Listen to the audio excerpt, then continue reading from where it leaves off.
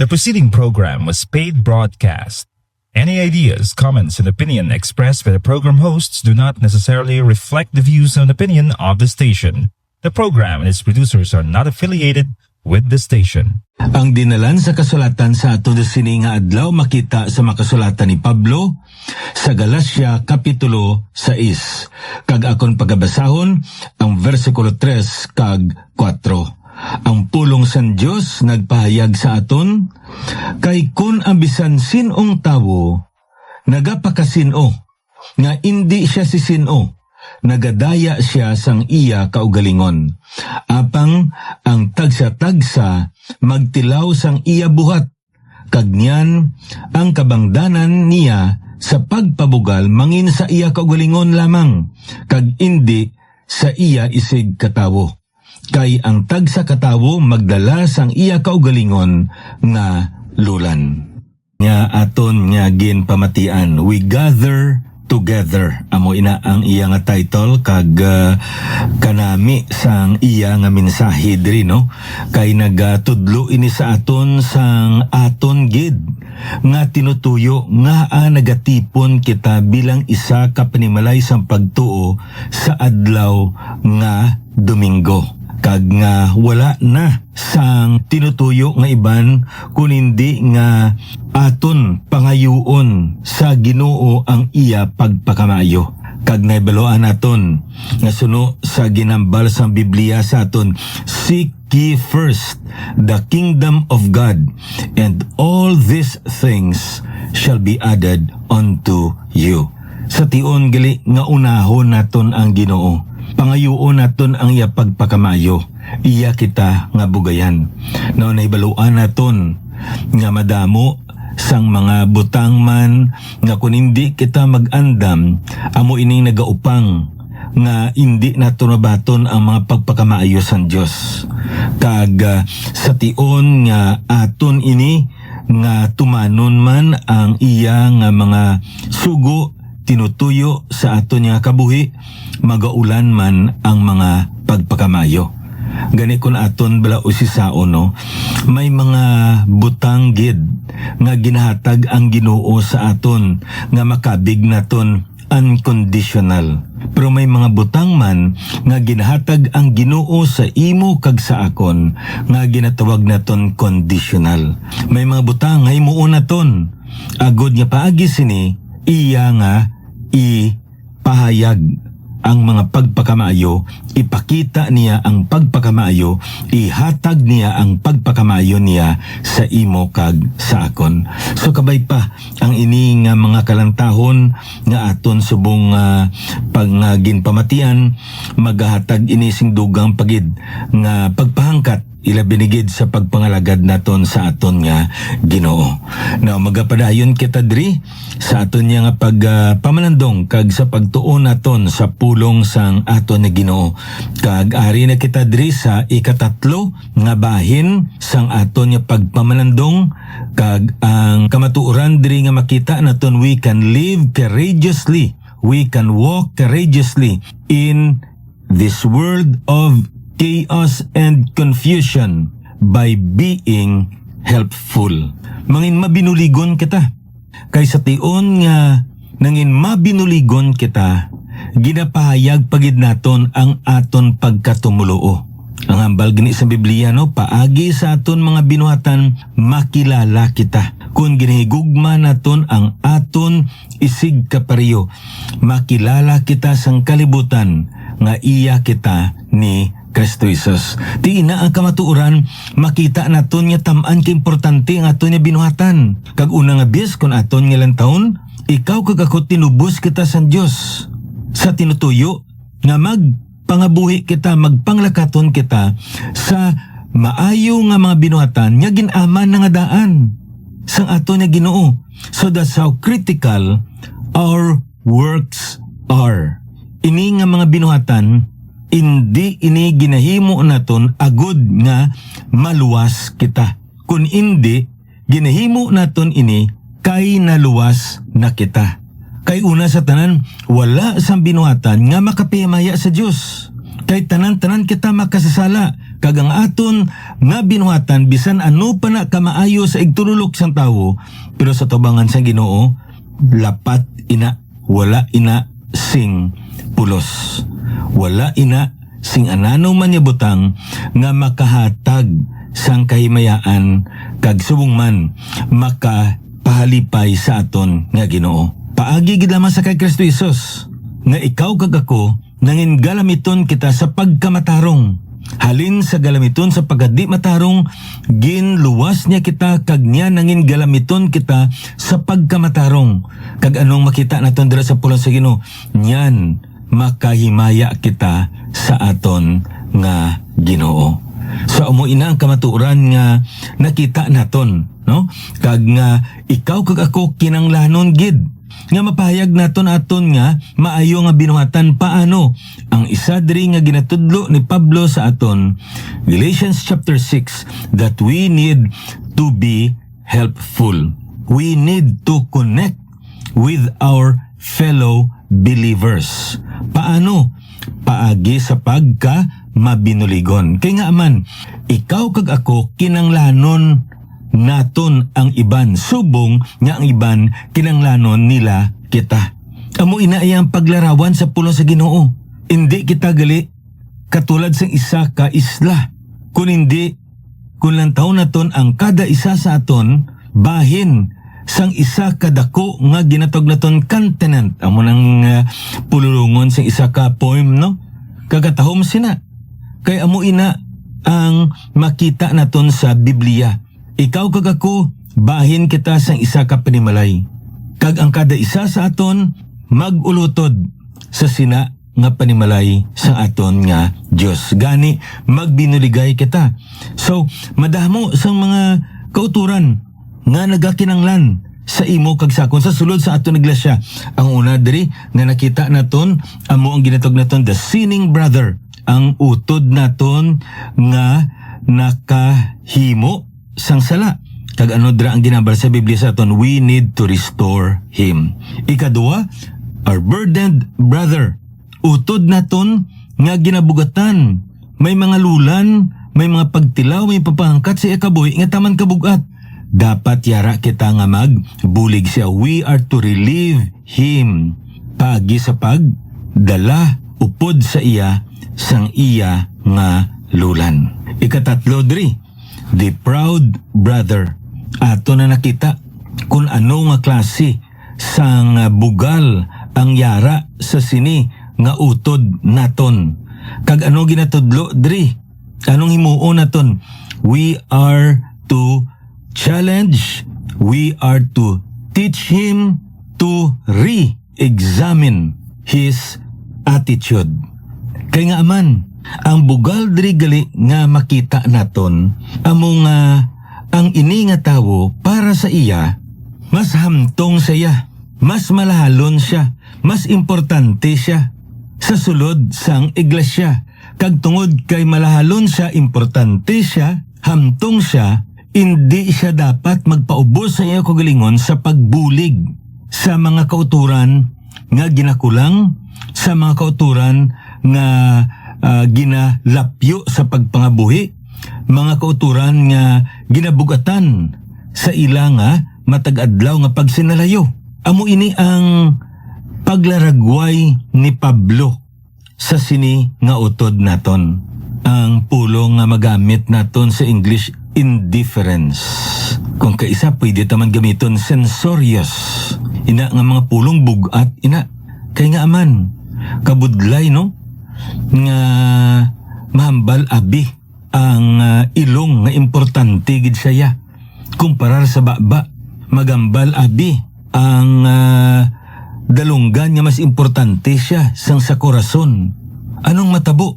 Ang lawas ni Kristo magabatsyag gid sa tion nga ang isa hindi maghimo sang iya katungdanan.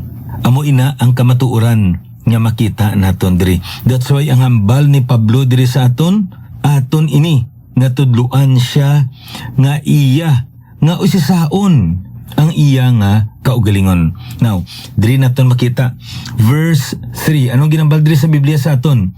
Amo ini ang kahimtangan sa sining utod naton.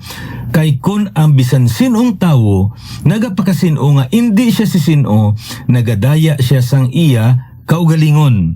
This is the situation.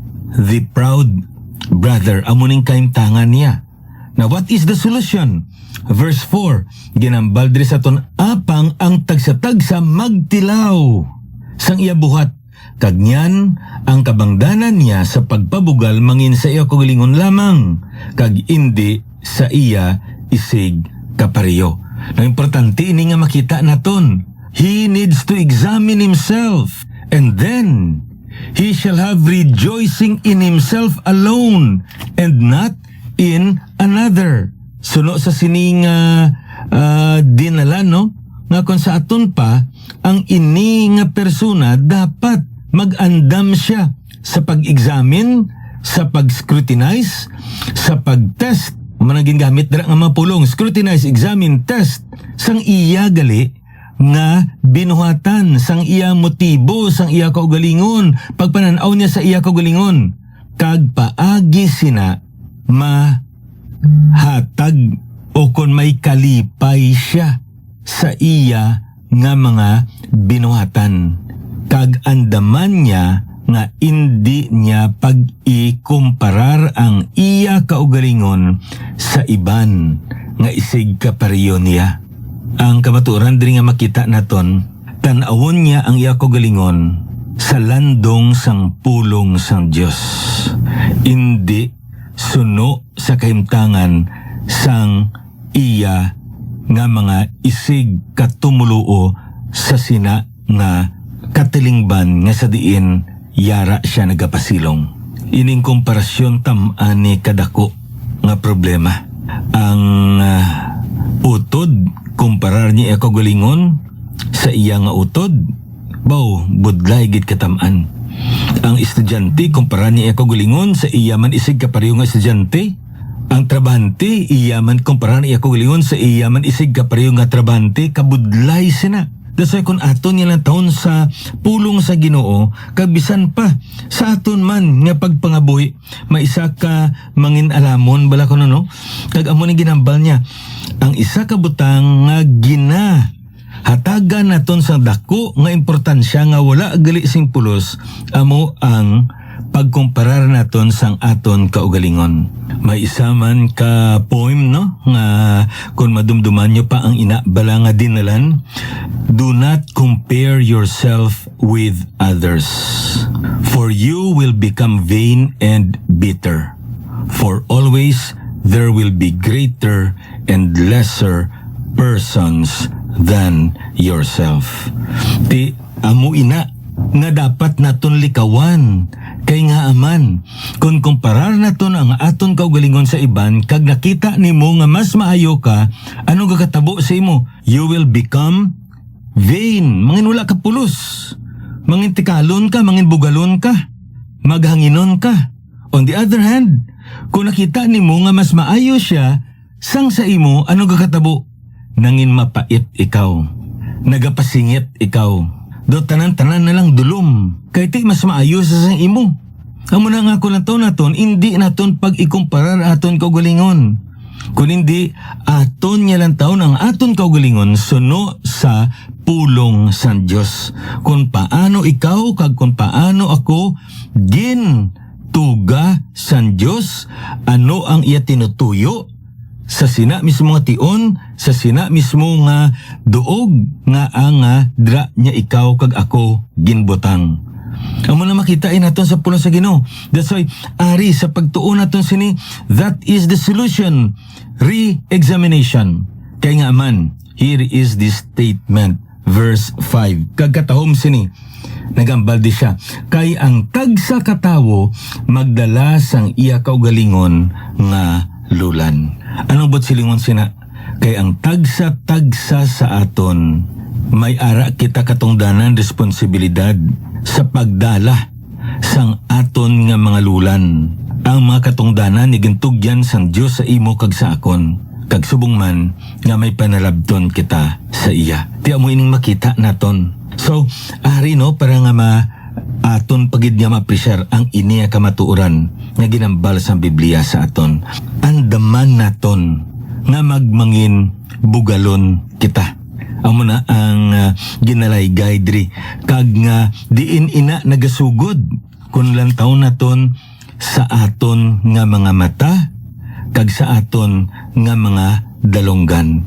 Anong mabatian naton, anong makita naton. Kag masami, dra kita nagahukom sa tawo.